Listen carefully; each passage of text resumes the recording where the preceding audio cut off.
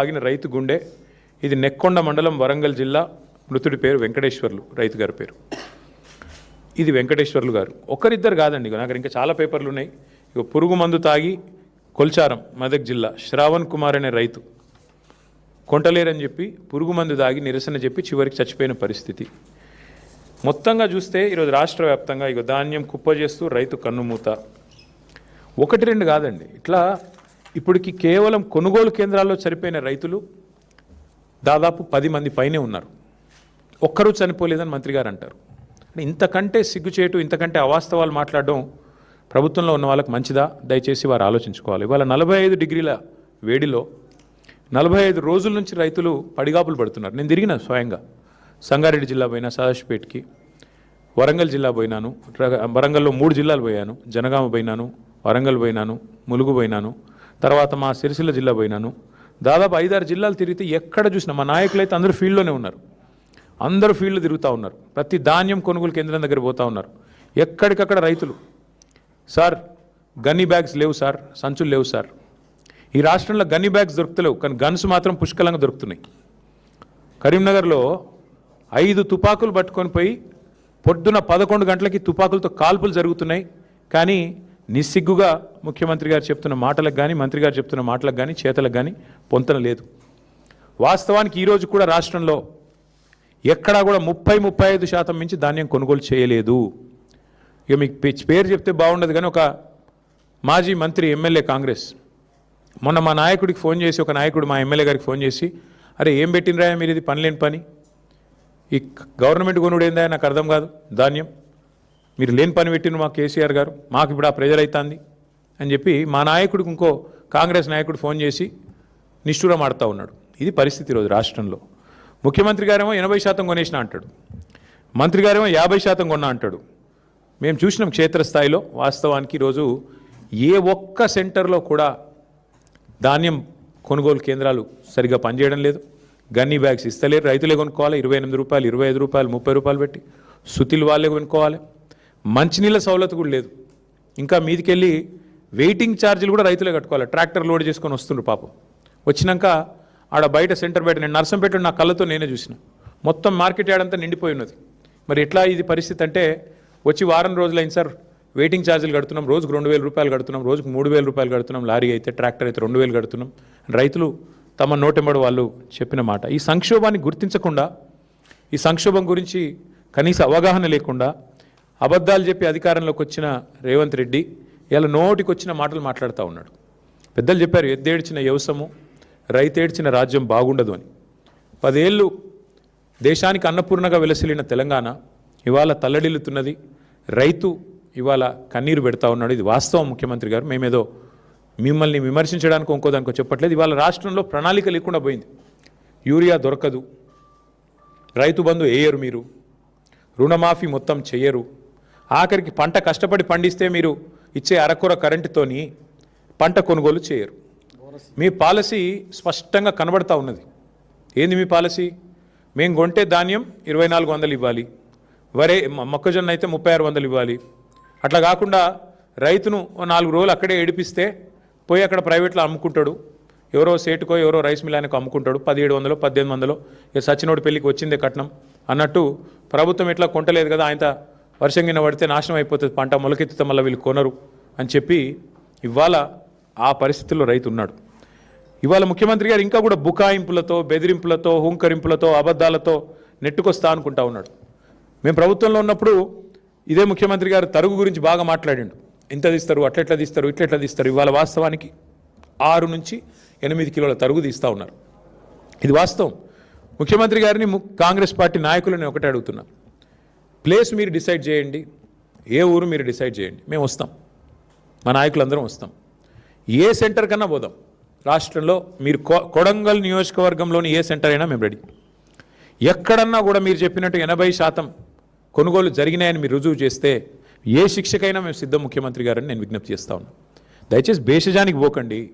అనవసరంగా ఏదో డైలాగులతో, పెద్ద పెద్ద మాటలతో. ఇంకా ఎలక్షన్లు చాలా దూరం ఉన్నాయి, ఇంకా 2.5 ఏళ్ళు ఉంది. ఇప్పటి నుంచే ఎందుకు ప్రతిదానికి రాజకీయం?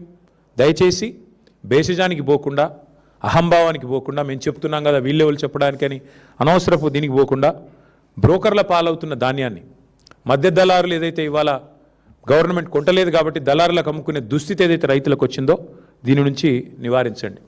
మా శ్రీనివాస్ గౌడ్ గారు గుర్తు చేస్తూ ఉన్నారు, బోనస్ ఎగ్గొట్టిండు అని. బోనస్ కాదు, ఈ ప్రభుత్వమే పెద్ద బోగస్. ఈ ప్రభుత్వమే పెద్ద బోగసు. వాళ్ళ రైతు డిక్లరేషన్ అంత పెద్ద బోగస్ ఇంకోటి లేనేలేదు. 34 హామీలు ఇచ్చారు రైతు డిక్లరేషన్లో. ఒక్కటన్నా అమలైందా ఈ రాష్ట్రంలో? 4 ఏళ్ల కిందట రాహుల్ గాంధీ గారు వచ్చి వరంగల్లో మీటింగ్ పెడితే అదే రోజు మళ్ళీ మేము మొన్న పెట్టాం రైతు సంగ్రామ సదస్సు అని వరంగల్లో పెట్టినాం. ఆ రోజు అడిగాను నేను, ఎంతసేపు ముఖ్యమంత్రిని తిట్టిండి. నేను ముఖ్యమంత్రిని తిట్టలే. రైతు బంధు వేయకుండా ఉండేందుకు మేము ఏమైనా దివానగాళ్ళమా అన్నాడు ముఖ్యమంత్రి. నేను అదే గుర్తు చేసిన. ఇప్పుడు ఏని దివానగాడేవాడని నేను అడిగిన. నేను ముఖ్యమంత్రి గారు నేనేం తిట్టలే. కేవలం ఆనాడు మేమేమైనా దివానగాళ్ళమా, మాకేమైనా దిమాక్ లేదా అన్నాడు. నేను గదే చెప్పిన. మరి దివానగాళ్ళు ఎవరు, దిమాక్ లేని వాళ్ళు ఎవరు అని అడిగిన. దానికి అసలు విషయం చెప్పకుండా రైతు బంధు ఇప్పుడు 4వ సారి సక్సెస్ఫుల్గా ఎగ్గొట్టారు ఈ ప్రభుత్వం వచ్చాక. అట్లాగే 15,000 ఇస్తామని డైలాగులు కొట్టారు. ఆ ఇచ్చిన ఒక్కసారి 12,000 ఇచ్చినారు. ఇక చెప్తూ పోతే చాలా ఉన్నాయి. విత్తనాలు దొరకవు, యూరియా దొరకదు, షాపులో లేదు కాబట్టి దాచిపెట్టేందుకు యాప్లో అని చెప్పి యాప్ డ్రామాలు. ఇవన్నీ రైతులు చూస్తున్నారు ముఖ్యమంత్రి గారు. మీ హుంకరింపులు, మీ అబద్ధాలు. ఇవాళ లారీలు లేవు, ట్రాన్స్పోర్ట్ చేసేటోడు లేడు, బస్తాలు దించేటోడు లేడు, హమాలి దిక్కులేడు. మీ ప్రభుత్వానికి ప్రణాళిక లేదు. పోనీ కేంద్ర ప్రభుత్వం ఏమన్నా వాళ్ళేమన్నా మంచి చేస్తున్నారంటే మన ప్రధానమంత్రి గారు వచ్చి మన రాష్ట్రానికి వచ్చి హైదరాబాద్లో మీటింగ్ పెట్టి సావు కబురు చల్లగా చెప్పిపోయిండు. రైతులు యూరియా వాడుడు తక్కువ చేయాలి, బంగారం కొనుడు తక్కువ చేయాలి. మరి ఆ పెద్ద మనిషి వచ్చి శుద్ధులు చెప్పిండు. దాన్ని బట్టి అర్థమయ్యేది ఏంటంటే నాకు వచ్చే సీజన్లో కూడా తప్పదు. కాంగ్రెస్ అనే ఈ దరిద్రం ఈ రాష్ట్రంలో ఉన్నంతకాలం రైతులకు ఇక్కట్లు తప్పవు, మళ్ళీ యూరియా దొరకదు. ఆయన కేంద్ర ప్రభుత్వానికి నాయకత్వం వహించే పెద్ద ఆయన మోడీ గారు చెప్తున్నారు. ఇక రాష్ట్రంలో ఉన్న మంత్రులకు, ముఖ్యమంత్రి గారికి డబ్బు సంచుల మీద ఉన్న దృష్టి ధాన్యం సంచుల మీద లేదు, యూరియా సంచుల మీద లేదు. కాబట్టి మరి ముందస్తు ప్రణాళికలు లేవు, ప్లానింగ్ లేదు, ముఖ్యమంత్రికి అసలు సోయే లేదు. గన్నీ బ్యాగులు దొరకవు కానీ గన్లు మాత్రం బాగా దొరుకుతున్నాయి. ఇది మీకు తెలుసు, ఇక నేను చెప్పక్కర్లేదు దానికి మించి. చివరికి టార్పాలిన్ కవర్లు కూడా ఆఖరికి ఇప్పుడు వర్షం వచ్చేసింది, దగ్గరికి వచ్చిన టైం, టార్పాలిన్ కవర్లు కూడా ఇచ్చే దిక్కు లేదు ఇవాళ ఆ కేంద్రాలలో. మళ్ళీ రైతులే తెచ్చుకోవాలి, రైతులే కాపాడుకోవాలి. ఆరుగాలం కష్టపడి పండించిన పంటను కాపాడుకోకపోతే ఇవాళ ఈ ప్రభుత్వం అయితే ఏమీ చేయదు అనేది స్పష్టంగా అందరికీ అర్థమైపోయింది. ఇక నేను అనేదల్లా ఒకటే, మీరు భూముల మీద పెట్టే శ్రద్ధ, భూ దోపిడీ మీద పెట్టే శ్రద్ధ, భూహారతి ఏదైతే తెచ్చారో ఆ భూహారతి ద్వారా స్వాహా చేస్తున్న కార్యక్రమం వేం నరేందర్ రెడ్డి గారు నిన్నగాక మొన్న మా సోదరుడు మన్నే క్రిషాంక్ బయటపెట్టినాడు. ఎట్లా కే సముద్రం మండలంలో అసైన్డ్ పట్టాలను రాయించుకున్నాడు, భూహారతి ద్వారా ఎట్లా స్వాహా చేసినాడు మా సోదరుడు బయటపెట్టాడు. నిన్న శంషాబాద్లో ఎంఆర్ఓ గారి కార్యాలయం మీద ఏసీబీ రైడ్ అయితే అక్కడ కూడా జరిగిన భూదోపిడి. ముఖ్యమంత్రి గారి అనుచరుడు 90 ఎకరాల సీలింగ్ భూమిని ఎంఆర్ఓ స్థాయిలో, కలెక్టర్ స్థాయిలోనే ఉత్తర్వులు ఇచ్చేసి, ఉత్తర్వులు కూడా ఉన్నాయి, కావాలంటే మీకు ఇస్తాను. దోపిడీ ఎట్లా చేశారు? 1,000 కోట్ల విలువైన భూమిని నిన్ననే ఏసీబీ రైడ్లో దొరికినారు. వీటి మీద ముఖ్యమంత్రి గారి దగ్గర సమాధానం ఉండదు. వాటి మీద ఉన్న శ్రద్ధ, వాటి మీద ఉన్న ఆసక్తి, భూ కొనుగోళ్ళు, భూ దందాల మీద ఉన్న శ్రద్ధ భూమిని నమ్ముకున్న రైతు మీద నీకు లేదు. ఇది వాస్తవం. ఉంటే పరిస్థితి ఇట్లా ఉండదు. అందుకే నేననేది ఉత్తమ్ కుమార్ రెడ్డి గారిని, రేవంత్ రెడ్డి గారిని ఇద్దరు కలిసి తప్పుదోవ పట్టించాలని చూస్తున్నారు. వాస్తవానికి కొనుగోళ్ళు ఈరోజు వరకు రాష్ట్రంలో ఎక్కడా కూడా 30-35% దాటలేదు. చివరికి రైతులు విసిగి వేసారిపోయి ప్రైవేట్లు అమ్ముకోవాలన్నదే మీ కుట్ర, మీ ఉద్దేశం అదే స్పష్టంగా మాకు కనబడుతున్నది. మొత్తం కలిపి 1,51,00,000 మెట్రిక్ టన్నులు పండింది ఈరోజు రాష్ట్రంలో. మీరు కొన్నదెంత అండి ఇప్పటివరకు? లెక్కలు బయట పెట్టండి. ఎందుకు అబద్ధాలు చెప్తారు తెల్లారు లేస్తే? మేము తిరిగి చూస్తూ ఉన్నాం, మేమేం ఊరికే చెప్పట్లేదు. మేము మళ్ళీ డిమాండ్ చేస్తూ ఉన్నా. రేపు క్యాబినెట్ మీటింగ్ ఉన్నది, ముఖ్యమంత్రి గారిని నేను డిమాండ్ చేస్తూ ఉన్నా. ఈ 10 మంది రైతులే కాదు, ఈ ప్రభుత్వం వచ్చినాక 1000 మంది రైతులు చనిపోయారు ఇప్పటివరకు. ఆ 1000 మంది రైతులకు కూడా మీ ప్రభుత్వమే వాటిని ప్రభుత్వ హత్యలుగానే గుర్తించి తప్పకుండా వారందరికీ కూడా 25 లక్షల రూపాయల చొప్పున చెల్లించాలని చెప్పి కూడా ఎక్స్గ్రేషియా మేము డిమాండ్ చేస్తూ ఉన్నాం. అట్లాగే ఇవాళ ఇంకా విచిత్రమైన ఒక వ్యవస్థ. మా ప్రభుత్వం పోయి 2.5 ఏళ్ళు అయింది. ముఖ్యమంత్రి గారు నోరు తెరిస్తే మా మీద ఏడుపులే. ఇంకా కూడా నోరు తెరిస్తే కేసీఆర్ గారి మీద, మా పార్టీ మీద ఏడుపులు తప్ప మరి ఇవాళ ఎక్కడా కూడా ఒక్క మాట కూడా వేరే వినబడడం లేదు. ముఖ్యమంత్రి గారిని, మంత్రులు నేను డిమాండ్ చేస్తూ ఉన్నా ప్రధాన ప్రతిపక్షం తరఫున, రేపటి క్యాబినెట్ సమావేశంలో మీరు దయచేసి హయ్యెస్ట్ ప్రయారిటీ ఐటమ్గా ఈ కొనుగోలు అంశం. రైతుల ధాన్యం కొనుగోలు, ఆంక్షలు లేకుండా ధాన్యం కొనుగోలు చేయాలి.